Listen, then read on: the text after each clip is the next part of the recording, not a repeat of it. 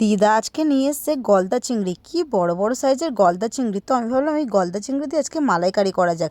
চিংড়ি মাছটা কিন্তু বেশ ভালো করে কেটে বেছে ধুয়ে দিয়েছে দিদা, তারপরে আমি এখানে রান্না করছি। প্রথমে মাছটাতে নুন হলুদ লঙ্কার গুঁড়ো মাখিয়ে নিয়েছি বেশ ভালো করে, তারপর ছাকা তেলে মাছগুলো কিন্তু এপিট ওপিট ভেজে নিয়েছি। আর এই চিংড়ি মাছের মালাইকারি বেশি একদম ভাজবে না, হালকা আছে একটু ভেজে নেবে। তারপর কড়াইয়ে দিয়েছি গোটা গরম মশলা তেজপাতা ফোড়ন, তারপর এখানে দিয়েছি পেঁয়াজ বাটা রসুন বাটা দিয়ে ভালো করে নাড়াচাড়া করে তার মধ্যে এক এক করে আদা বাটা নুন দিয়ে ভালো করে কিন্তু কষিয়ে নিয়েছি।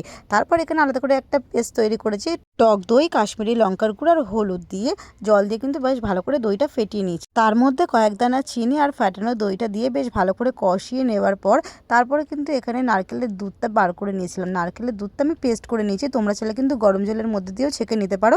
আর দেখবে পেস্ট করলে কিন্তু বেশি গাঢ় দুধটা হবে। সেই নারকেলের দুধটা আমি দিয়েছি ঝোলের জন্য, এখানে কিন্তু কোনো জল ইউজ করিনি। তারপরে ভেজে রাখা মাছগুলো দিয়ে উপর থেকে একটু গরম মশলা ছড়িয়ে দিলে রেডি হয়ে গেলো গলদা চিংড়ির মালাই।